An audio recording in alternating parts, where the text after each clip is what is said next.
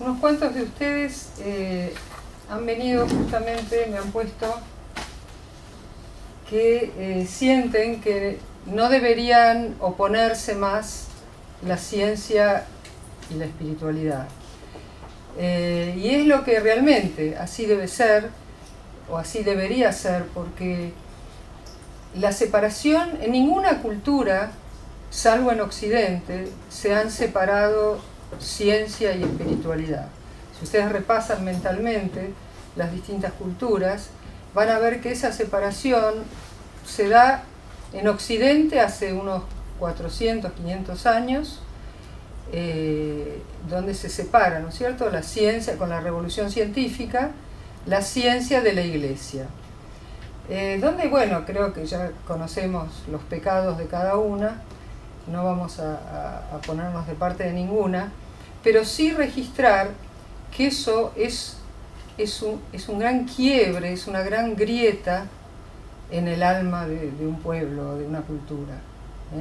Porque entonces la persona pensante, que le gusta la ciencia o el conocimiento racional, parece que no debe, digamos, ser atea o ser materialista, ¿no? O no tener nada que ver con lo espiritual.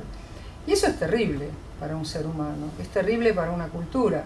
Y bueno, lo estamos viendo en Occidente, los resultados de eso, en todas las adicciones, la violencia, la depresión, la soledad. Todo eso es la falta de una espiritualidad que sea compatible con los avances científicos, porque los avances científicos son maravillosos, no los vamos a negar acá.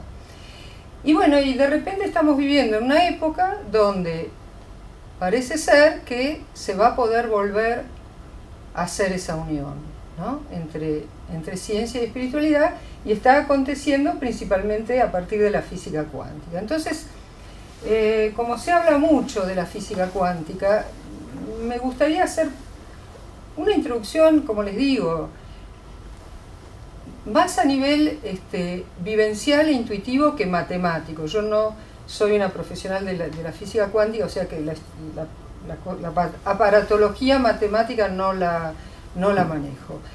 Pero sí me gustaría que sintamos realmente qué es lo que significa la física cuántica. Entonces, también les propongo, respecto a preguntas, cualquier pregunta de algo que ustedes no entiendan y que impida la comprensión de lo que sigue, yo les pido que por favor me la hagan. Pero lo que sean preguntas, digamos, más de opinión o de que no estoy de acuerdo o de dudas, pero dudas que tengan que ver con la comprensión, esas las dejamos para después. Después abrimos un espacio para las preguntas, para no irnos por las ramas, ¿ok? Bueno, entonces les voy a proponer un juego. Vamos a, como observadores que somos, vamos a imaginar que nos vamos achicando cada vez más, ¿no? Nos volvemos más chiquitos, como en esa película, hay algunas películas donde, ¿no?, la gente se achica y de repente entra en las venas, en las arterias, bueno. Y vamos a ir achicándonos como observadores y vamos a ver qué vemos en cada caso, ¿no? ¿Cuál es nuestro universo en cada caso? Entonces, ahora sí, señor manejador de las... muy bien. Entonces, vamos, y lo que a mí me interesa que veamos es que acá mismo, en esta realidad nuestra, de todos los días, conviven muchas realidades con distintos elementos, con distintas leyes de funcionamiento, conviven distintas dimensiones, distintos universos, y están todos imbricados unos con otros, pero cada uno en su mundo funcionando con sus leyes. Por ejemplo, propongo partir del universo de discurso sociedad, una sociedad. Podríamos haber partido de las galaxias, ¿no?, para ir luego bajando, pero nos llevaría demasiado tiempo. Entonces, en este universo de discurso, ¿cuáles son los elementos? Los seres humanos, ¿no? Está prohibido decir hombres así como sinónimo de ahora. Hay que decir seres humanos o personas. Y bueno, y entre ellos, estos elementos tienen relaciones, interacciones. Las interacciones pueden ser de tipo psicológico, ¿no? Y hay leyes, hay una ciencia que estudia cómo interaccionan los seres humanos entre sí. También son interacciones de tipo sociológico, que estudia otra ciencia llamada sociología. Y bueno, las relaciones entre las personas, a ver, ¿qué pueden ser ejemplos de relaciones entre personas? ¿Qué me puede pasar con otra persona? Amistad. La amistad, ¿viste? Amistad, enemistad. Odio, ¿no? O sea, esas son las relaciones entre estos elementos. ¿Está hasta ahora? Bueno, vamos a achicarnos un poquito, porque nos vamos dirigiendo al mundo que estudia la física cuántica, pero en el camino vamos a encontrar muchas capas.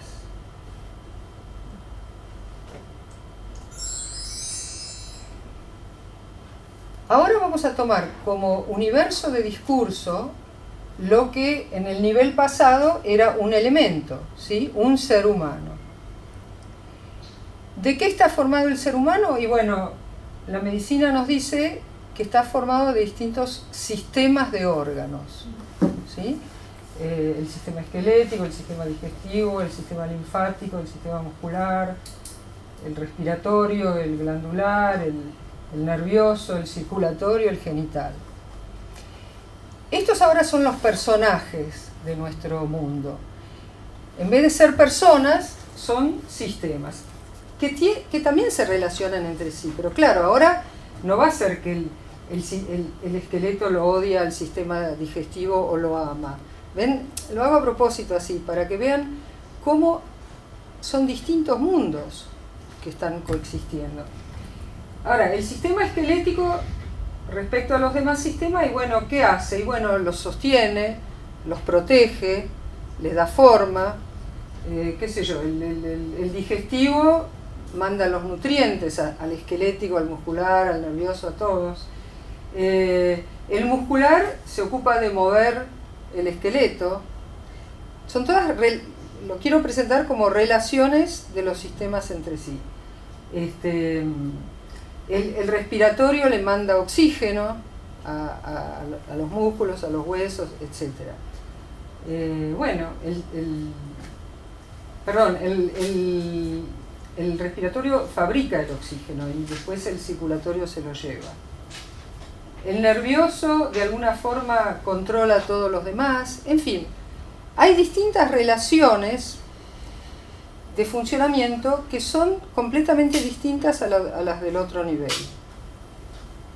Y los que hacen yoga probablemente sepan, o los que no también, que en yoga se considera que cada sistema de órganos o cada órgano tiene una conciencia y tiene una personalidad.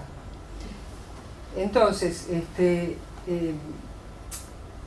digamos, el personaje sistema esquelético, en su mundo, en el que se relaciona con los otros sistemas, no tiene nada que ver con el mundo del nivel anterior.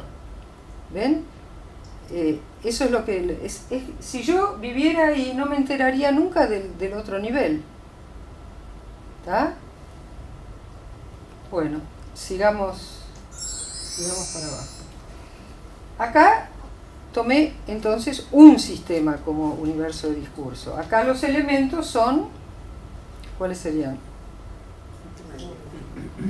El sistema, ese es la totalidad, y sus elementos, los órganos, por ejemplo el estómago, el intestino, los dientes. Bueno, y otra vez, las relaciones entre esos órganos son relaciones que no tienen nada que ver con ninguno de los dos sistemas anteriores. Por ejemplo, los dientes, qué sé yo, trituran el alimento y lo preparan para ser procesado por el estómago. El estómago hace lo mismo para ser procesado por el intestino. El hígado vuelca la bilis. En fin, la sociedad constituida por estos órganos si yo ahora fuera un estómago, mi mundo es así y no tengo ni noción de la existencia de esos otros mundos que son la sociedad, el cuerpo humano, etc. Ustedes ya ven que yo les estoy tratando de inducir la idea que acá en este momento mismo coexisten múltiples dimensiones. Estas son las que, porque nosotros mismos, todo esto que vamos viendo ahora está funcionando ahora, o sea, el sistema nervioso, el circulatorio, de cada uno de nosotros, digo, el digestivo, y nosotros ni nos enteramos, salvo cuando duele o cuando algo no funciona. Pero si no, ni nos enteramos. Digo porque después la gente se resiste mucho a que haya otras dimensiones, pero las hay ya, y están ahí y nosotros ni nos enteramos. Bueno, sigamos bajando.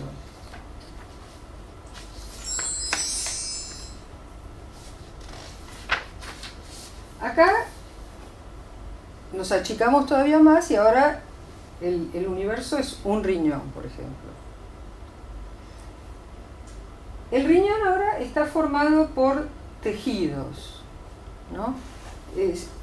Y acá también es donde un poco me gustaría destacar, no sé si ustedes están de acuerdo, la inteligencia presente en todo esto que estamos viendo, ¿no? Acá, digamos, de repente las células de acá de repente cambian y se transforman en otras células diferentes. Y estas diferentes toman esta forma. Y bueno, y yo no puedo menos que recordar a Rumi, ¿no? Rumi, el místico sufí del siglo XII, creo, que decía: me río del pez que metido en el agua llora porque tiene sed, ¿no? Acá yo pienso, tanta gente me dice que no lo ve a Dios, vamos a decir la palabra maldita, Dios, o sea, la inteligencia metida dentro del universo. A mí lo que me cuesta entender es cómo alguien puede no verlo, ¿no? Por ejemplo, acá me enteré que, por ejemplo, los glomérulos, no me acuerdo cuáles eran, creo que esos. ¿Dónde lo ves? Ah, filtra el plasma sanguíneo liberándolo de elementos tóxicos. Y todos colaboran entre sí para formar la orina, y los tubos renales reabsorben el agua en gran parte, porque dice que si no excretaríamos 160 litros de orina por día si estos no lo recuperaran el agua filtrada. O sea, es una máquina química, una fábrica química que tenemos adentro y no nos enteramos. Y después decimos, y no hay, todo es azar, ¿dónde está la inteligencia en este universo? Bueno, bajemos, achiquémonos todavía más. Y bueno, vemos ya un tejido que está formado por células. Estas son las células de una de las organelas del riñón, la nefrona, que procesan la sangre de un capilar sanguíneo y la filtran, liberándola de residuos metabólicos tóxicos. Bueno, la vida o el universo de una de estas células, yo no creo que esta célula sepa de nosotros, ¿no? de mi existencia. Capaz que la célula también dice, esto es lo único que hay, pero yo tengo que cumplir esta función y no sabe muy bien por qué. Pero fíjense cuántos universos distintos coexisten, ¿no? Con cuántas leyes de funcionamiento diferentes, y cada una bien imbricada con el otro mundo. ¿Ven? Imagínense la cantidad de leyes que tenemos funcionando adentro, en este momento a todos los niveles. Bueno, nos achicamos todavía más y llegamos a una célula. Y aún dentro de una célula tenemos todos estos pequeños órganos, qué sé yo, creo que los ribosomas producen proteínas. Esta, que la vamos a ver ahora más, que es una mitocondria, no sé si hay algún médico o biólogo por acá, si me quiere corregir o agregar algo, con mucho gusto. ¿No? Entonces puedo decir cualquier cosa. Bueno, estas como que respiran, ¿no? Es la batería de la célula, es la energía, la mitocondria es la que brinda la energía. A ver, ok, gracias. ¿Y qué más tengo acá? La membrana celular. Pero acá dice la mitocondria absorbe oxígeno y libera dióxido de carbono y así se libera energía, es así. Y la membrana es donde limita la célula y actúa como una barrera selectivamente permeable. Sigo diciendo cómo cada uno de estos personajes, por un lado, tiene vidas en sus universos y no se entera de los demás, y por otro lado la cantidad de programación que hay acá. Bueno, nos achicamos todavía más y vamos a una mitocondria y ya nos vamos acercando finalmente al nivel que estudia la física cuántica. Pero también es para tomar un poco noción, ¿no? de lo que significa que nosotros como seres humanos tengamos también la inteligencia y la tecnología para poder ir a este mundo de lo tan pequeño. Entonces ya acá ya tenemos digamos moléculas que toman determinadas formas, ¿no? Y que esto incluso es para absorber más oxígeno, estos pliegues. Bueno, entonces esta organela de la célula está formada por moléculas. Y sí, y ya llegamos entonces que una molécula está formada por átomos. Sí, dale. Acá tenemos un átomo de dióxido de carbono, o sea, un átomo de oxígeno con 2 átomos de carbono. Al revés. Dióxido de carbono. Uno de carbono con 2 de oxígeno. Bueno, está el tema de las valencias. Acá podríamos decir que a nivel de átomos lo que hay es una danza, ¿no? Una danza con parejas, donde voy buscando la pareja que tenga la misma, que pueda... las valencias son como las conexiones que yo puedo tener con otros átomos. Entonces, si yo tengo 4... Yo cuando estudié en la secundaria me los imaginaba como ganchitos. O sea que si el átomo de carbono tiene 4 ganchitos, se puede relacionar con 2 que tengan 2 ganchitos cada uno. Entonces ahí la vida se debe parecer a una danza en que voy cambiando de pareja, ¿no? Ahí nos volvemos a juntar con el nivel de macro. Bueno, y finalmente sí, dale, llegamos al nivel cuántico, ¿no? La física cuántica es simplemente la física que se ocupa de las cosas que pasan a nivel subatómico, o sea, dentro de un átomo. A mí me gustaría que les hubiera dado un poco de vértigo esto también, porque hemos atravesado un montón de universos para llegar a lo que ahora pensamos que es la matriz, ¿no? de lo que hay, ¿no? Por lo menos hasta ahora no hemos podido llegar a algo más pequeño. Y es acá, bueno, para describir un poco este es, digamos, el esquema planetario, se dice, de un átomo.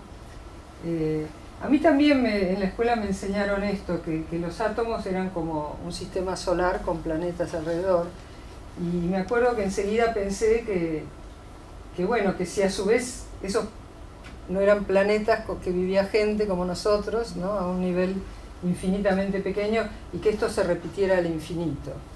Bueno, hasta ahora no se llegó a eso, pero bueno, es una intuición, y yo también pensé, capaz que nosotros somos átomos del hígado de un ser gigantesco. ¿Alguno de ustedes tuvo esa intuición de chico? A ver, levanten. ¿Vieron? Grandes.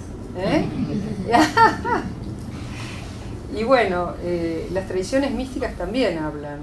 En la India, el Purusha, el gran Purusha, la gran persona. En la Cábala, el Adán Kadmon, el primer Adán, que se interpreta esotéricamente como que es la totalidad, ¿no? El anciano de los días también se lo llama. Bueno, en el caso del átomo lo que sabemos hasta ahora es que tiene un núcleo, sí, formado por neutrones y protones. Y a su alrededor giran, o sea, los neutrones no tienen carga eléctrica, cada protón tiene una carga eléctrica positiva y los electrones tienen cada uno una carga eléctrica negativa. Lo que digamos, para empezar a darnos una idea de la dimensión, uno dibuja esto así porque si no, no entra en el papel, pero en realidad si el núcleo, digamos, fuera más o menos como una pelota de fútbol, el primer electrón estaría a 32 kilómetros de distancia aproximadamente, o sea, para que tengan una idea. Entonces, la famosa materia, ¿no?, que es tan sólida, ¿de qué está formada principalmente? De vacío. De vacío, ¿no? De campos magnéticos, eléctricos. Dentro de ese vacío, claro, no está vacío, sino que, ¿sí? Dale. Campos electromagnéticos. Incluso he leído que hay, en ese vacío de un átomo, hay una cantidad de energía impresionante, hasta más que la que se podría sacar de toda la materia del universo. Ustedes saben que materia y energía es lo mismo, ¿no? Todos lo tienen claro eso, que la materia se puede convertir en energía en base a qué ecuación. No, la de Einstein, E igual mc al cuadrado, ¿sí? O sea que es lo mismo, son las dos caras de una misma moneda. Este es el nivel de la física cuántica. Este es el nivel de Planck, se le llama escala de Planck porque fíjense, los acontecimientos que estudia la física cuántica suceden en tamaños de 10 a la menos 33 centímetros.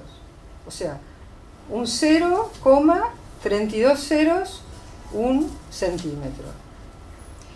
Y son espacios de tiempo, ¿hay alguien que está conectado? De 10 a la menos 43 centímetros. Hola. ¿Qué tal? Bienvenido. O sea, acontecimientos que tienen una duración de 0,42 ceros, un segundo. Hasta cuesta intuirlo. Pero además, uno se maravilla también de la inteligencia humana, ¿no?, que es capaz. Pascal, un pensador francés, decía que el ser humano es nada más que un junco pensante, o sea que es tan débil, tan frágil, que hasta una gota de agua lo puede destruir. Pero su grandeza, o sea, nuestra grandeza, reside en que lo sabe y que además puede estudiar desde lo más grande hasta lo más chiquito. Ahora hablamos de galaxias que están a miles y miles de años luz. Es también muy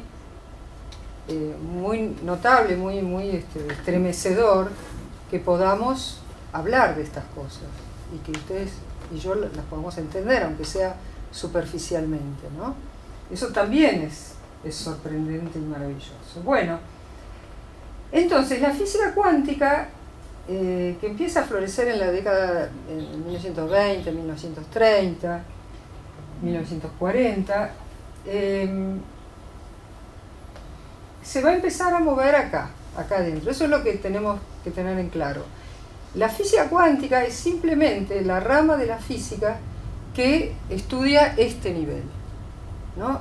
Y hemos bajado a través de, como si fuera en un edificio de departamentos, ¿no?, atravesando departamento por departamento, donde cada familia tiene su vida inconsciente de lo que pasa en los demás departamentos, que es lo que nos pasa también acá en Buenos Aires, ¿no? Yo a veces pienso, si de repente desapareciera el edificio de departamentos y quedara toda la gente flotando, ¿no? que vive ahí, veríamos un montón de familias con sus leyes de funcionamiento y que no tenemos idea. Entonces, quiero decir, tenemos que abrir un poco la cabeza a la posibilidad, a que la realidad es mucho más rica de lo que nosotros en general pensamos, ¿sí? Bueno, ¿querés pasar vos? Bueno, esto es un repaso. A ver, tarea para ustedes. ¿Qué ciencias estudian cada uno de esos niveles? Por ejemplo, el primer nivel, ¿qué ciencia lo estudiaría? Sociología, psicología. ¿La otra? Biología, la otra. Medicina. Claro, podríamos decir el médico clínico, Claro. el especialista. Sí, después el especialista. ¿Y allá? Nefrología. Sí, o más en general cualquier célula. Ahí la citología, la biología celular. Que ven, yo les puse esto para que vean que son distintos especialistas los que tienen que estudiar esto. Son distintos mundos. Acá también la citología. Y después ya ahí, ¿dónde pasamos? La física. La química y la física. Fíjense que no puedo, que cada uno, para corroborar lo que veníamos diciendo, cada uno de estos mundos tiene sus propias leyes que no son aplicables a otro, porque yo no podría estudiar con la metodología de la química una sociedad, o con la metodología del gastroenterólogo la física cuántica. Y esto también es algo en realidad bastante raro, ¿no? Que haya tantos niveles que cada uno tenga su ley. Bueno, hacemos 3 minutos de pausa, si quieren alguna pregunta que les quedó hasta ahora. ¿No? Yo lo primero que leí de este link, esta relación entre física cuántica y espiritualidad fue Kaplan. Ajá, sí.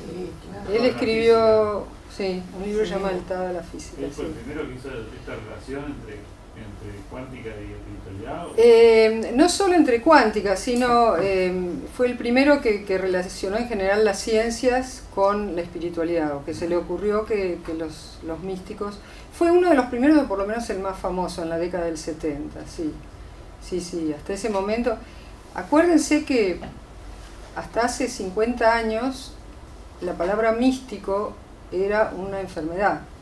El delirio místico era una enfermedad psiquiátrica, catalogada como enfermedad psiquiátrica, que recién hace 50 años se sacó del listado ese en Estados Unidos. Y aún hoy en día, si hablamos de un místico, sí, es un místico, como diciendo está fuera. ¿Qué queremos decir cuando decimos es un místico? Un delirante, claro. Bueno, hay algunos que piensan. Bueno, Siempre mira, siempre se dice en el ambiente que la diferencia entre un loco y un místico es que el místico sabe disimular y sabe manejarse en la vida cotidiana. Pero no, por supuesto que no, y incluso al revés. Yo creo que los místicos tienen para nosotros respuestas para muchos problemas de nuestra sociedad occidental actual, que no tienen otra respuesta, de la falta de sentido de la vida, la lucha despiadada de unos contra otros, el miedo a la muerte, la angustia, la depresión. A mí me parece que las únicas soluciones definitivas están en el campo de la mística. Einstein decía que la respuesta a cualquier problema realmente importante no está en el mismo nivel en que se plantea el problema, hay que ir a otro nivel. Y acá Por eso a veces yo veo mucho las terapias psicológicas que tratan la angustia, la depresión y todo eso. No digo que no sirvan, sirven, digamos, para limpiar, digo yo, para barrer, limpiar la habitación, ¿no? Sacarlo más gordo, pero todas esas patologías están buscando respuestas que al mismo nivel, o sea, al nivel de la ciencia, no lo puedo dar, tengo que ir a otro nivel. Pero ahora, bueno, volvemos entonces a la física cuántica. Vamos a meternos un poco más en la física cuántica, ahora que sabemos dónde estamos. Y les propongo analizar un experimento que fue el que planteó por primera vez la gran paradoja de la física cuántica, que fue el famoso, algunos lo conocerán, el experimento de la doble ranura. Pero antes que eso, para que sea más intuitivo, les quiero hacer una explicación. Bueno, vamos a imaginar que estamos navegando en el Tigre, en el río Paraná, o en el Tigre. Pero claro, nosotros como somos pobres, tenemos un gomón nada más. Y supongamos que estamos remando y tenemos la desgracia que nos pasen dos lanchas a los costados, de estas potentes, poderosas, ¿no? Como acá no hay un gomón, vamos a imaginar un corchito que está por ahí flotando en el medio.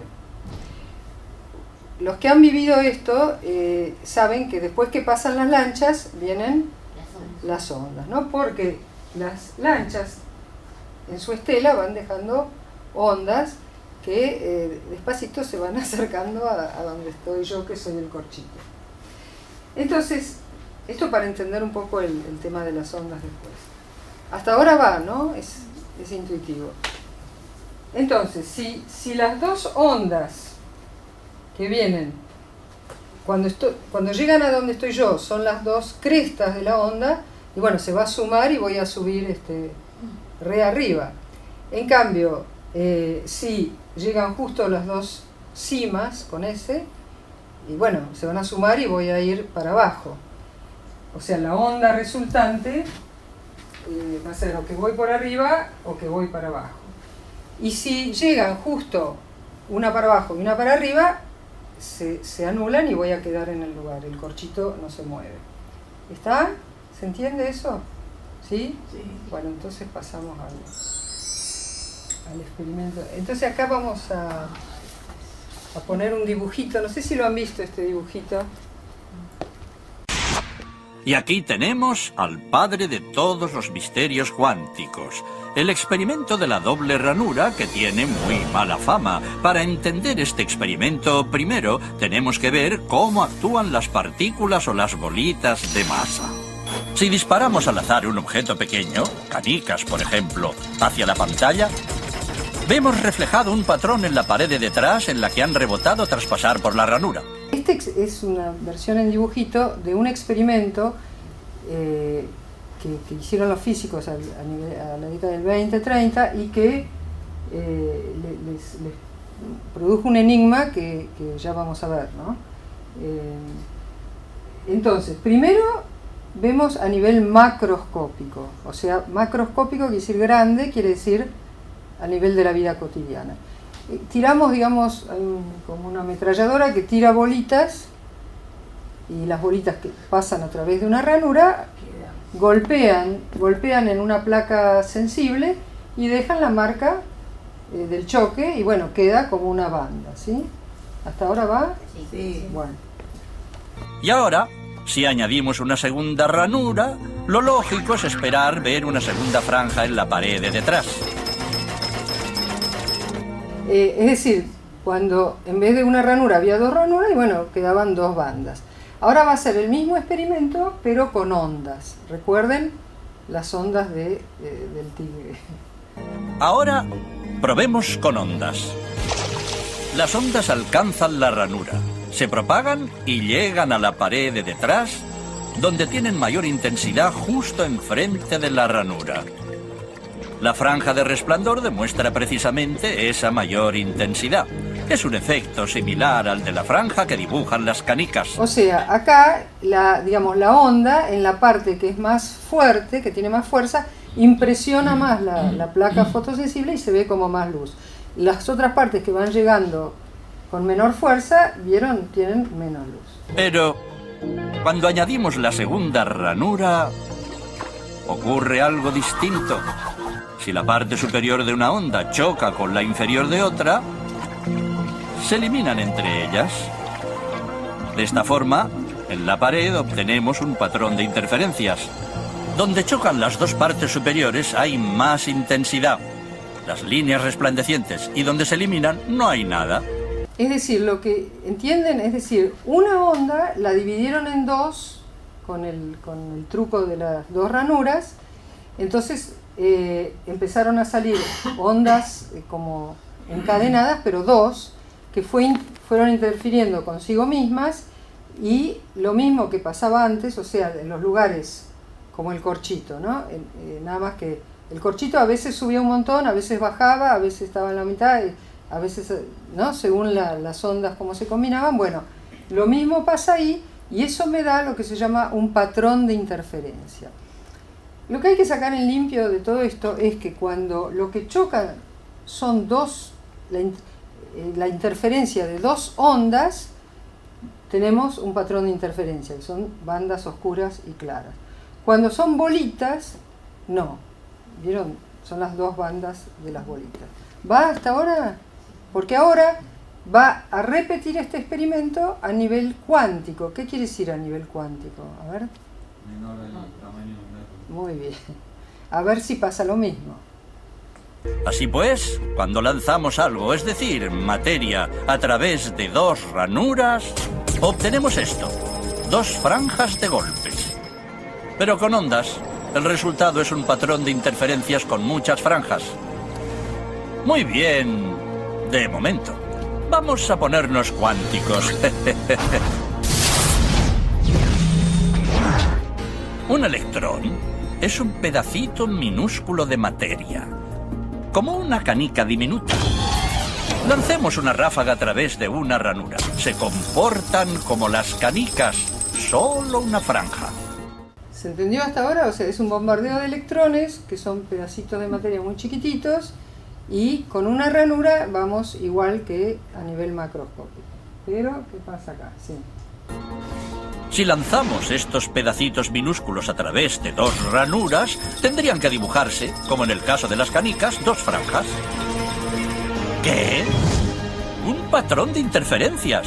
Hemos lanzado electrones, pedacitos de materia. Pero aparece un patrón como con las ondas, no como con las canicas. ¿Cómo? ¿Ven el problema? Al tener este dibujo que sale en la placa fotosensible, tienen que haber sido ondas. Pero ¿cómo pueden ser ondas si lo que salieron fueron partículas? Y bueno, y esto no lo podían explicar. Yo quiero que lo entiendan bien, porque de la solución de este enigma es donde va a aparecer la parte mística, la parte que los místicos decían siempre lo mismo. Por eso es muy importante, porque en el corazón de la materia vemos que de repente funcionan leyes de la mística. ¿Cómo pueden trozos de materia generar un patrón de interferencias como una onda? No tiene sentido. Pero los físicos son muy inteligentes y pensaron, quizá las bolitas rebotan unas contra otras y crean ese dibujo. Y decidieron lanzar los electrones de uno en uno. Así no podían afectarse unos a otros. Pero estuvieron así una hora y vieron aparecer el mismo patrón de interferencias. Entonces, los electrones van pasando de a uno como materia, pero igual aparece un patrón de interferencia como si hubiera dos ondas que chocaran entre sí, no dos partículas de materia. Acá la voz va a explicar bien, pero el dibujo no. Acá muestran como que la materia se divide, el electrón se divide en dos antes de pasar las dos ranuras, y después pasa como dos y después se transforma en onda. No. Lo que sucede en realidad es que el electrón sale como materia, y no les quiero adelantar, pero después se transforma en ondas y ya atraviesa las dos ranuras como ondas. Esto igual es un misterio muy grande, porque ¿cómo puede ser? No podemos ignorar la conclusión. Cada electrón sale como partícula. Se convierte en una onda de posibilidades, pasa por las dos ranuras e interfiere consigo mismo hasta que golpea la pared como partícula. Pero matemáticamente es aún más curioso. Pasa por las dos ranuras y por ninguna. Pasa por una y por la otra. Todas estas posibilidades están superpuestas las unas con las otras. El experimento desconcertó muchísimo a los físicos, tanto que decidieron mirar con atención para decidir por qué ranura pasaba en realidad el electrón. Atención ahora, porque ahora viene lo raro, sí.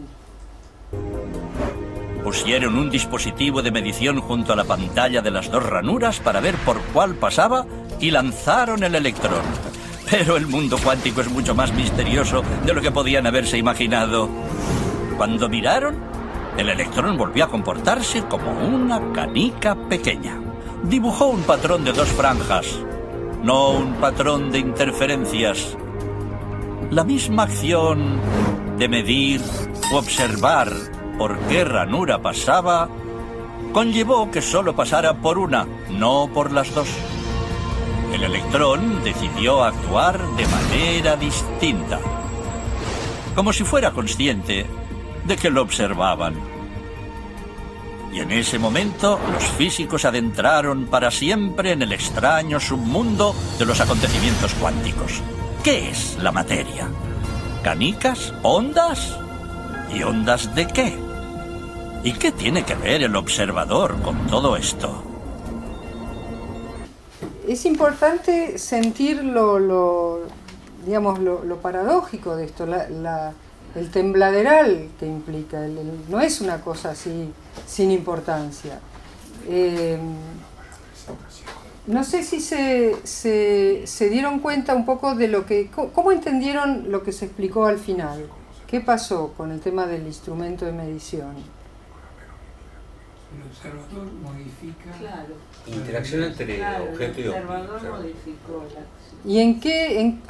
¿Y en qué concretamente lo modificó? ¿Qué hizo? Que se comportase de una forma o de otra. Está bien. Cuando no lo observaba, ¿cómo se comportaba el electrón? Aleatorio. ¿Cómo? Se comportaba como onda. Bueno, pero no es exactamente así. Cuando sale de la ametralladora esa de electrones, es como que está siendo observado. Entonces se comporta como materia. Aparentemente, cuando no es observado, se transforma en ondas. Y cuando choca contra la placa sensible, que es como un observador, vuelve a ser materia. Luego, cuando pusieron el ojito, el instrumento de medición, el electrón era siempre materia. Y entonces todo sucede como si, cuando es observado, se transforma en materia. O sea, es como que el estado natural de la materia es ondas. Pero cuando alguien la mira, o sea, vamos a pensar en un electrón. Un electrón, si nadie lo mira, es ondas. Y si alguien lo mira, se transforma en materia, en electrón. En partícula. Los físicos llaman colapsar. Si ustedes han visto esa palabra colapsar, colapsar quiere decir que el electrón se transforma de ondas a partículas. Y eso por la acción de una conciencia. Bueno, esto es... Sí. No, está bien, está bien. Una pregunta. Estaba de observador.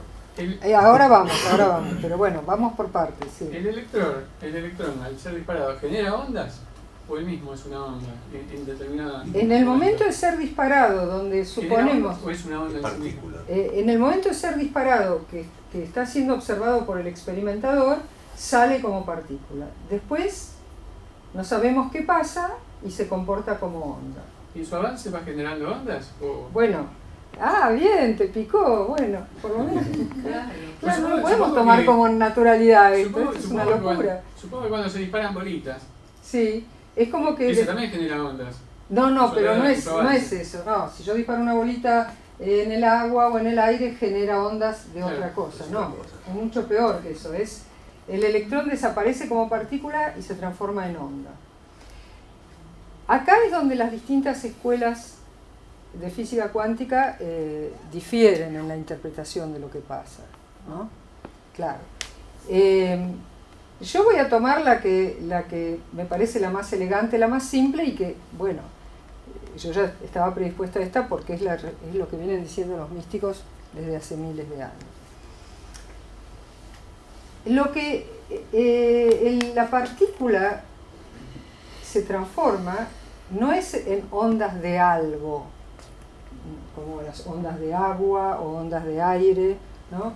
¿Ondas de qué? Acá está lo difícil de entender.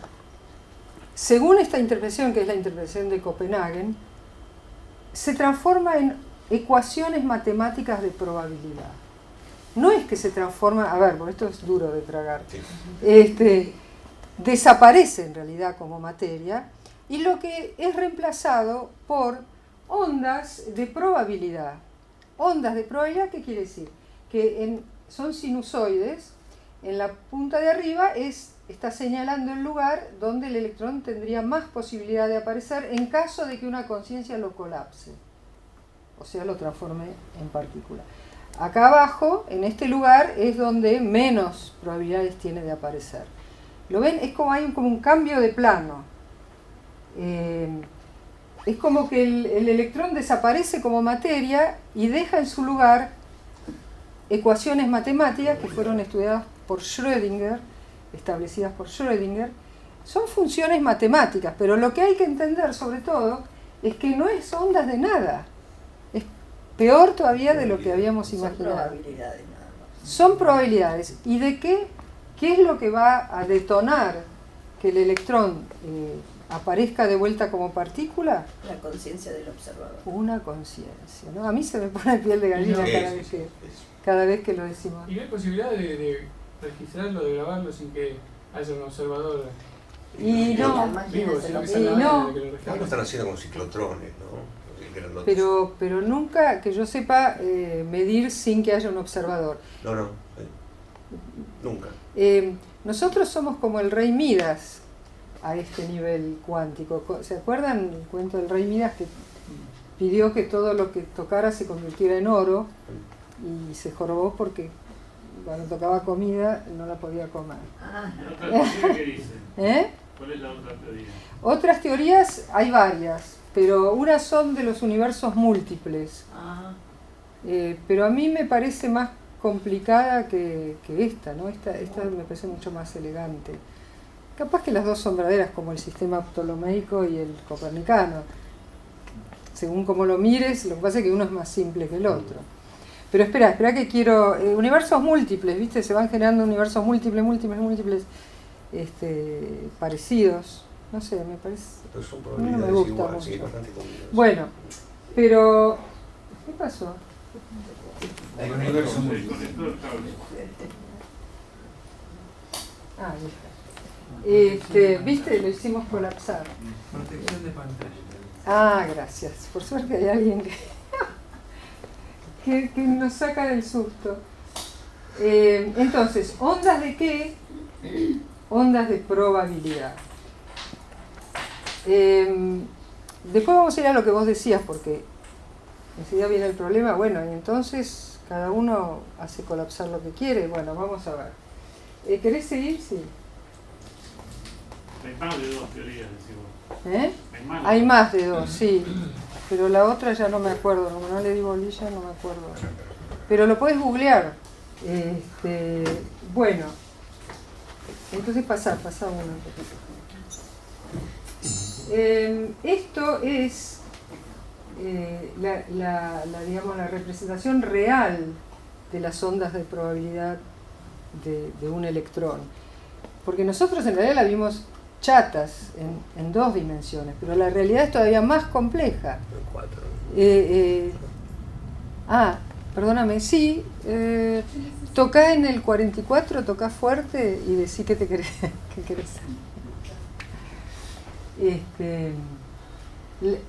Esta es la maravilla, ¿no? Estas son las funciones matemáticas de Schrödinger de ondas de probabilidad que no son chatas como las vimos nosotros, sino que están en 3 dimensiones.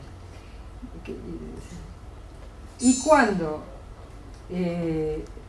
las ondas digamos, que se generaron a partir de un solo electrón que pasaron por las 2 ranuras, así van avanzando como las 2 lanchas del Tigre, es esto, que es mucho más complejo todavía que lo que nosotros explicamos. Y estas son patrones de interferencia reales, ¿no? De experimentos reales que se han visto en pantallas fotosensibles. Pues son experimentos muy fáciles de hacer, pero se rompieron la cabeza. Y bueno, para mí... a ver, pasa por favor. Claro. Esta explicación, para mí, es la más, como les digo, la más simple. Es evidentemente un paradigma, es un modelo de explicación, que hay que ver si a mí me suena o no me suena. Pero el que lo descubrió esto es un físico hindú, Amit Goswami, que ahora está retirado, era el profesor de física cuántica de la Universidad de Oregon, creo, en Colorado. Y él, claro, tenía una formación, porque él había nacido en India y tenía conocimiento de las místicas, de las Upanishads, que dicen que todo es Brahman, que todo es conciencia, que en realidad hay una imagen muy linda que nos puede ayudar. Hay un dios en el hinduismo que se llama Vishnu, que se dice que sueña, está durmiendo y sueña el mundo. Y nosotros somos ese sueño, ¿no? Es una forma en imagen. Pero acá lo que estamos diciendo también es que todo es posibilidad. Amit Goswami dice, todo está en el ámbito de la potencia, de la posibilidad, hasta que viene una conciencia y hace colapsar los electrones. Bueno. Hola, Ana Rita, No, sí. Perdón, siempre me pregunto, ¿qué posibilidad toma la conciencia? Por eso, Ese yo es lo otro- había puesto después, a ver, seguí bueno. a ver si aparece el semáforo. Ahí está. Claro. Claro, vamos a imaginar, a decir, bueno, ¿qué conciencia es la que hace colapsar? Imaginamos una situación, ¿no?, de un semáforo con coches que quieren pasar de los 2 lados. Y ahora suponemos que cada conductor del coche tiene la posibilidad de hacer colapsar con su conciencia la luz en roja o verde. Siendo como es nuestro nivel evolutivo, creo que se armaría un despiole donde estaríamos chocando y todo. Entonces, la pregunta es, ¿quién hace colapsar? ¿Qué conciencia hace colapsar los electrones formando esta realidad? ¿Qué les parece? Cada uno de Conciencia nosotros... universal, sí, sí. La única conciencia que hay, una Uno sola, sola. pero de diferentes puntos de vista. Es como el sistema, volviendo al ejemplo de todos los sistemas que interactúan para crear un ser humano. Bueno, pero digamos, la mística y la lógica también nos dicen que debe haber una conciencia única, porque si no, este universo no se podría sostener con tanta precisión y armonía. Entonces, estamos en esta postura se las dejo para que la mastiquen, la digieran, a ver, sobre todo que la sientan, porque esto no se puede demostrar racionalmente, ni esta ni la contraria. Estamos en las antípodas del materialismo, o sea, materialismo quiere decir lo único que hay es Lo que se toma. materia. Esta dice justo al revés, es como si agarrara un guante y lo diera vuelta. No, o sea, según el materialismo, la materia produce en un determinado nivel de evolución, segrega, como segrega el hígado la bilis, el cerebro segrega conciencia. O sea, la conciencia sería un subproducto del cerebro. Y claro, cuando el cerebro muere, muere también la conciencia. Es por eso que nos da tanto pánico morir también. Ahora, ese es un paradigma, es un modelo de entender Y es indemostrable. Lo que a mí me da bronca es que nos lo dan como si fuera el único sensato. Pero es tan místico como el contrario. Es parte del paradigma, es parte del paradigma actual. Sí.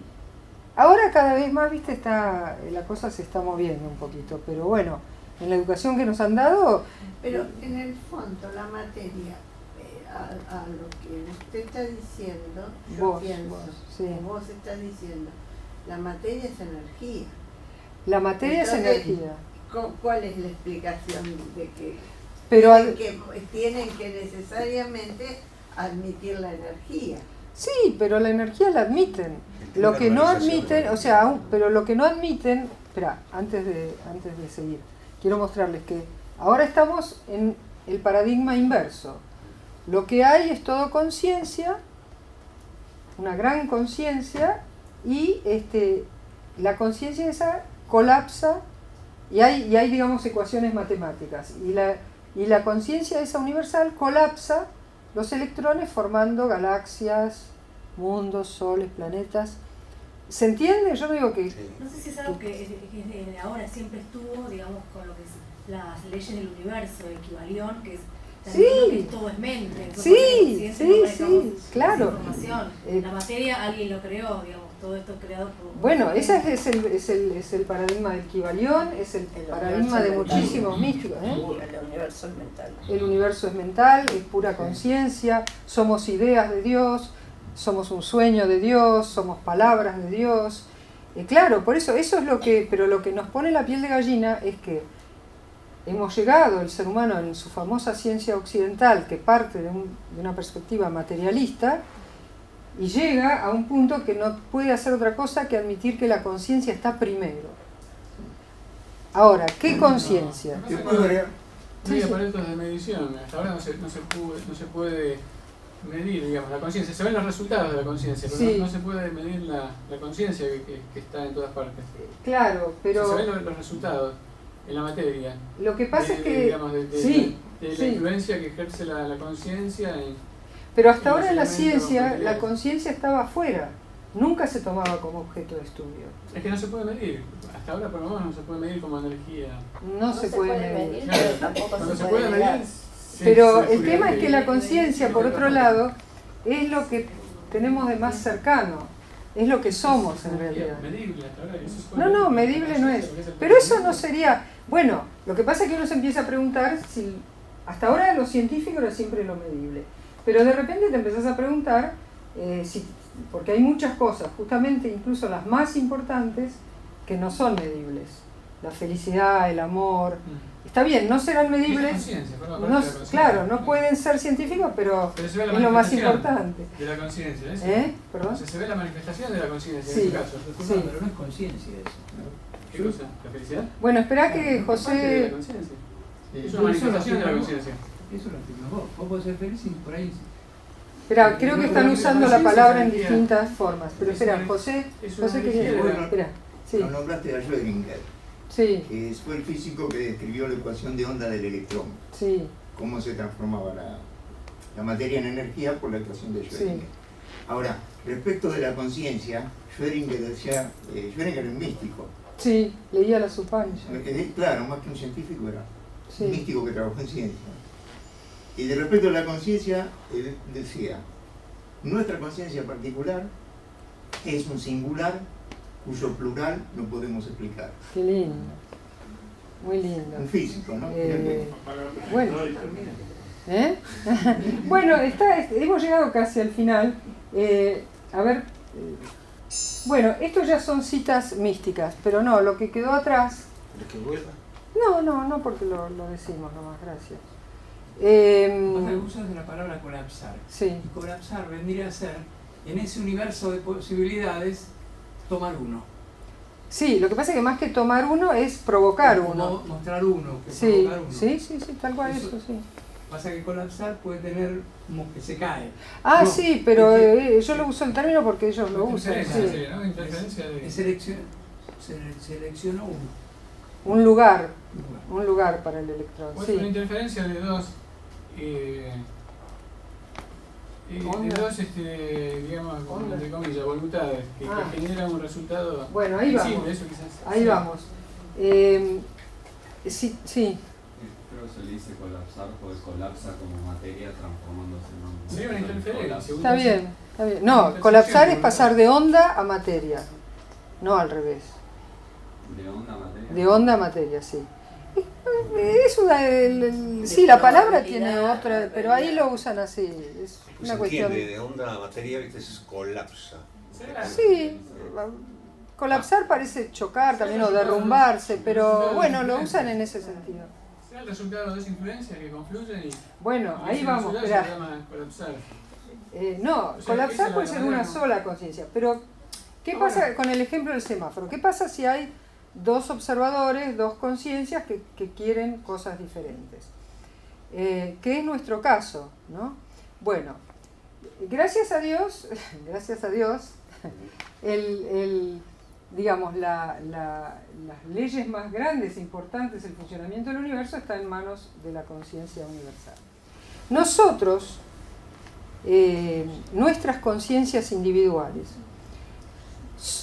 nuestra conciencia de vigilia de ahora, o sea, el que está manejando el coche y quiere pasar primero, esa es la puntita del iceberg nada más. Es el ego más egoísta, individualista, ¿no? Yo quiero para mí acumular, quiero pasar primero. Eso la conocemos bien en Buenos Aires, ¿no? Yo primero. Bueno, ese que está en ese nivel, no va a poder colapsar casi nada, algún electrón que otro, digamos, para decirlo en forma gráfica. Pero nosotros podemos ir ampliando nuestra conciencia, ¿no? Por ejemplo, si nos vemos como islas, que la parte ego individual es la parte que se ve de la isla. Pero si ampliamos nuestra conciencia, y para eso las místicas nos dan infinitas recetas, técnicas, ayuno, meditación, yoga, qué sé yo, plegarias, ¿no? Danzas, jardinería, como alguien decía por ahí, que es una técnica mística también, contemplación, oración, meditación. Bueno, cualquier práctica hecha con paciencia, regularidad y seriedad va a ir produciendo poco a poco la ampliación de nuestra conciencia. Expansión. Sería la expansión. La expansión de la conciencia. Cuando logremos expanderla del todo, nos vamos a ver que ahí abajo somos todos uno, en el fondo del mar, ¿no? Por eso esa imagen es linda. Pero a medida que vamos ampliando la conciencia, vamos aumentando nuestra capacidad de colapsar electrones. Es lo que en yoga se llamaban los siddhis, S-I-D-D-H-I-S, o poderes. Cuanto más voy avanzando en el camino espiritual, más me voy acercando a ser la conciencia universal y más voy aumentando mi capacidad de colapsar electrones. Lo que pasa es que cuando yo vaya ampliando mi conciencia, ya no me va a importar ser el primero en el semáforo. ¿Entienden? Es decir, está todo calculado. A medida en que solo se le va a dar más poder a quien esté capacitado para usarlo. No sé si con eso contesta a tu pregunta. Incluso, en el yoga siempre te dicen, pero no le des bolilla a los siddhis, ¿no? Sí, puedo ver el aura, no tiene ninguna importancia. Y es así.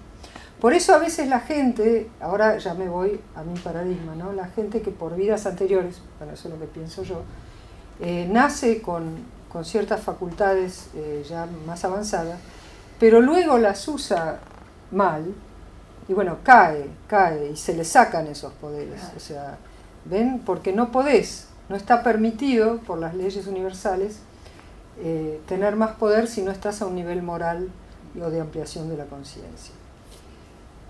Bueno, yo creo que con esto tenemos suficiente. Solo los invito a leer algunas citas de místicos para salir un poco de la física cuántica. ¿Pueden leer? Sí. Sat Chit Ananda. Este es un nombre en sánscrito, otro nombre para Brahman. O sea, en la filosofía de la India se llama Brahman con N, al fundamento de toda la realidad, lo que nosotros llamaríamos en Occidente el ser, con S mayúscula, el puro ser, el ser, que una cosa sea, el haber, el existir. Ahora, ese Brahman, que es lo absoluto, el fundamento de todo, ellos dicen, le dan también el nombre de Sat Chit Ananda, o sea, Satchitananda, porque tiene estas tres características. Sat, que quiere decir ser, ahí estaría igual que en Occidente, pero también es Chit, la C se lee CH en sánscrito, Chit, que quiere decir conciencia, o sea, el fundamento del mundo es la conciencia, es lo mismo que está encontrando la física cuántica. Ananda, felicidad, o sea, como que Dios es felicidad también, Dios es feliz. Los que no somos felices somos nosotros, o sea, pero a medida que vas ampliando tu conciencia, otra de las cosas que te pasan, ustedes si lo han experimentado o si han visto personas más evolucionadas, van a ver que cada vez tienen más paz interior, son gente cada vez más feliz. O sea, como decía mi maestra Mata Jindra Devi, si ustedes ven un místico con cara avinagrada, solo es síntoma de dolor de hígado, no es síntoma de sabiduría. ¿Quieren leer ustedes un poco, si llegan, a ver, una cita cada uno? A ver. El sueño de Vishnu. El sueño de Vishnu. Bueno, esto es lo que vimos, sí, ¿no? Dios sueña este mundo. Ana, ¿llegás a leerlo de abajo? Todo es Brahman. Bueno, esto está en una Upanishad. A ver, Roberto. Él está en todo como la hoja de cuchillo en su vaina. Brad Aranyaka Upanishad. Muy bien. Mario. Yo el manifestado permeo al universo entero. Todas las criaturas dependen de mí, pero yo no dependo de ellas. Bhagavad Gita 9:4. Jorge, ¿querés? ¿Llegás a leer? Yo soy la profundidad infinita. Sí. Sigue hasta Bhagavad Gita. ¿Sigo yo? Sí, porque es lo mismo, en realidad los puntitos están mal. En lo que parecen surgir todos los mundos, más allá de toda forma, por siempre, calmo. Así soy yo. Ahí está. Ashtavakra Gita. Ok. Listo. ¿Querés leer? Sí. Todos los budas y todos los seres sensibles no son más que una solamente, más allá de la cual nada existe. Juan Po, budista.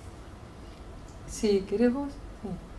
Por tanto, es de resaltar que este mundo es, de hecho, un ser viviente dotado con alma e inteligencia, una entidad única y tangible que contiene a su vez a todos los seres vivientes del universo, los cuales por naturaleza propia están todos interconectados. Platón, 29. Sí, Elba. ¿Querés saber? Sí. No existe ningún universo que sea independiente de mí. La objetividad externa parece real, pero solo es una proyección de la magia que se manifiesta en mí, que soy pura no dualidad. Shankara. Este Shankara del siglo IX manifiesta representante perfecto del Advaita, o sea, el no dualismo. ¿Querés pasar a la próxima? Estos son, como ven, de muchas tradiciones, ahora siguen algunos un poco más modernos. ¿Querés leer, Mauricio? Todo este sueño cósmico y sus criaturas es producido por el puro e inmodificable rayo de la conciencia divina. Paramahansa Yogananda. Está. ¿Vos, José? La conciencia es lo fundamental de la existencia. Es la energía, la moción, el movimiento de la conciencia lo que crea al universo y todo cuanto contiene. El microcosmos y el macrocosmos no son más que la conciencia acomodándose. Sri Aurobindo. ¿Nora? Los místicos, a diferencia de los religionistas, están diciendo todo el tiempo que la realidad no es dos cosas, Dios y el mundo, sino una sola cosa, conciencia. Amit Goswami India contemporánea. Sí, ¿querés vos en la próxima? ¿Yo? Sí. La conciencia es el fundamento del ser. Amit Goswami, India contemporánea. Y finalmente por ahí, ¿sí querés leer? Sí. La conciencia. No. Bueno, yo porque voy siguiendo el orden, ¿verdad? La conciencia es lo previo y lo incondicionado. Es todo lo que hay. No hay nada sino Dios. Joel Morwood, Estados Unidos, contemporáneo. Bueno, sí, para los demás les traigo otras citas la vez que viene. Bueno, y así ustedes... ¿Vos qué querías decir algo? Yo soy... No, me sí, estaba hablando de una espera, sí, del Antiguo Testamento.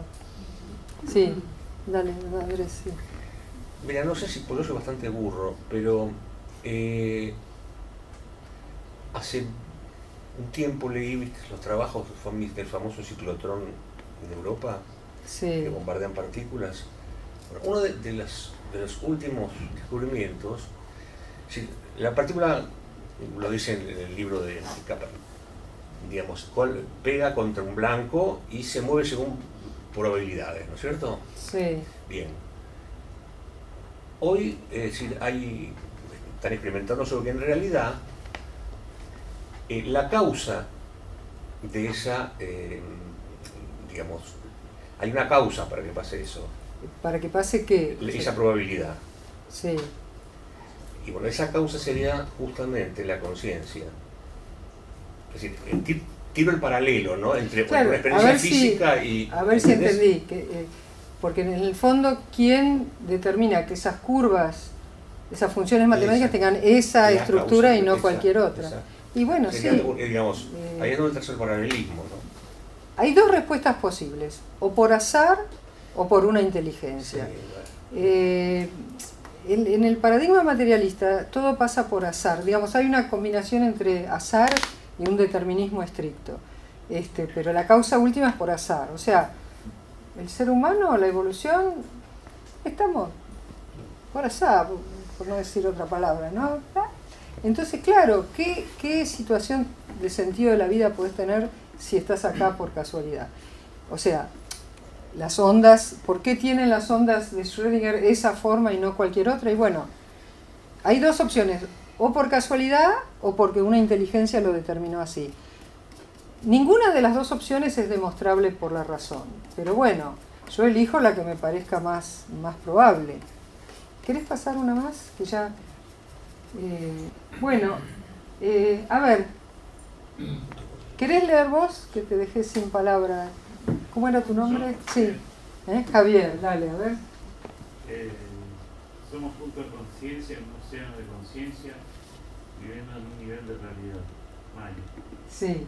Bueno, no nos vamos a meter en esto porque es ya el problema de la conciencia individual y la conciencia universal. Yo quería ir a ver a una imagen. Acá está, esta.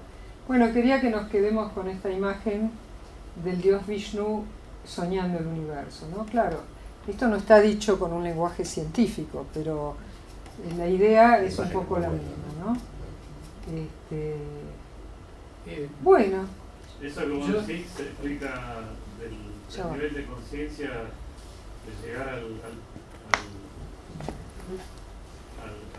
fondo del iceberg, explica por qué algunas personas han podido caminar sobre el agua o jugar enfermos. Y bueno, ahí empiezan a explicarse muchas cosas. Yo pensé que ibas a decir otra cosa que es, por ejemplo, el fenómeno de telepatía o de ver acontecimientos futuros, porque cuando vas bajando y estás en el fondo, ahí es el depósito de la sabiduría del conocimiento universal. Es como el Aleph en el cuento de Borges, donde estaban todos los acontecimientos y todos los lugares. Todo se empieza, viste, a armar. Yo puedo, como en el científico cuadrado, negar todo, niego, no, esto, pero bueno, esa no es una actitud científica tampoco. Sí, perdóname, vos. No, personalmente yo creo que el cerebro, la función que cumple es la de sincronizar conciencia. O sea, si la totalidad es conciencia, nosotros tenemos el cerebro como una válvula o como un receptor de conciencia, Entonces por eso mediante ejercicios espirituales podemos ampliar la capacidad de sintonizar conciencia. Exactamente, además está probado que solo usamos el 10% de nuestra capacidad cerebral. Claro, y eso es sintonía de conciencia. Y nuestro cuerpo sintoniza la vida, y nuestro cerebro sintoniza conciencia. O sea, cuando se pierde la capacidad de sintonizar vida, es cuando la conciencia se separa del cuerpo. Claro, está bien. Y a su vez, bueno, el cerebro sintoniza conciencia. Está bueno, O sea, es una linda imagen. Eso es lo que la conciencia general y la conciencia individual, cada uno tiene su capacidad de sintonizar conciencia. Sí, sí, somos receptores. Bueno, así como un aparato de radio tiene es una antenita que puede sintonizar distintos programas que en este momento están todos cruzando por acá y no se mezclan. Con el dial seleccionamos la frecuencia. Ahora cada especie viviente sintoniza la frecuencia que le corresponde a su especie. Ah, mirá que lindo. Está bueno. Sería un poco como los mundos que vimos. El mundo de una abeja que ve otros colores y no ve y escucha otras cosas que es otro nivel de realidad. Es una realidad que está preparada para ese ser, que está en armonía. Y también lo del dial que decís, hay la gente que tiene miedo o que sucumbe ante lo que se llaman los trabajos, ¿no? Que me hizo un daño, me hizo un mal. Sí, es porque yo sintonicé la vibración 800. Si sintonizo la 1400 no me llega. Ahora, si yo me pongo ahí, estoy en ese mundo. Ahora, dándole otra vuelta de tuerca más, como decía Javier, yo soy el usuario del cerebro, soy el usuario. ¿Quién soy? El que justamente me sintonizo utilizando esa antena material que es el cerebro. Corrigiendo la capacidad de sintonía que tiene el cerebro. Se puede ir perfeccionando y llevándola. Esas son todas las prácticas espirituales. No es el cerebro, sino la mente. En realidad tenemos tres. No le deja pasar. Es la parte física, mecánica, sería el aparato de radio. El que maneja todo eso. Y sí, después, que bueno, la conciencia es el resultado de la sintonización. Tenemos a identificar la mente con el cerebro. El cerebro es el aparato. Exactamente. Una cosa es el aparato de la radio y otra cosa el programa. Cuando nos enseñaban en el... y lo sintonizamos. El cerebro es el aparato que trae la onda. No, y aparte tenemos el cerebro como que el cerebro está en la mente. Ahora se descubrió que hay otro cerebro en el corazón, otro cerebro en los intestinos. Sí, yo creo que esos son aparatos que sintonizan ondas que le corresponde a la función que debe cumplir. Bueno, eso no conozco bien eso, pero sé que lo que les decía... Hay un grupo de neuronas muy importante en el corazón que trabajan como un cerebro y otro grupo de neuronas ubicadas en los intestinos que explican el jara y todas esas cosas místicas. Se explican ahora desde las neurociencias, empiezan a descubrir un montón de neuronas que están ahí y cumplen un trabajo. Y los japoneses le dicen sí. Toda esa inteligencia que está acá abajo, ¿no? Claro. Y otra que está acá y otra que está acá. Y se reparten las tareas, claro. No sé si se acuerdan, en el secundario nos enseñaban todo, claro. Pero cada uno de esos centros que tiene una función que se complementa con la del otro centro. Sí, los chakras. Los chakras son centros de captación de energía. Sí, de transformación y de acumulación y de redistribución. Ingresamos la energía que viene de afuera. Lo importante es conectar con el canal central, ¿no? El de hacer rico.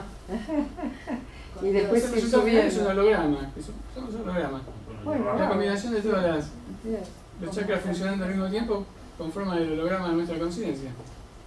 Y nuestra imagen física es la sintonización de nuestros cromosomas, de la frecuencia que corresponde a su especie. O sea, yo creo que la información y lo que llamamos ángeles serían de otra especie, de otra dimensión, ¿no? Seres de otra. No, pero les quería decir, cuando en el secundario nos enseñaban cómo se forma, digamos, y ya con esto terminamos, el sistema óptico que es tan perfecto y se forma una imagen, yo me decía, ¿dónde se forma? Y el cerebro la lee. Pero ¿quién la lee? O sea, ¿y dónde está quién lee esa imagen? Es que no es el cerebro que la lee, es la conciencia nuestra que la lee. Somos el usuario el que utiliza el cerebro. ¿Sí? Claro. Pero hay una parte material y una espiritual. El cerebro es la parte material. El hardware. Es inmaterial. El hardware y el software. Claro. Bueno, muchas gracias por venir. Y bueno,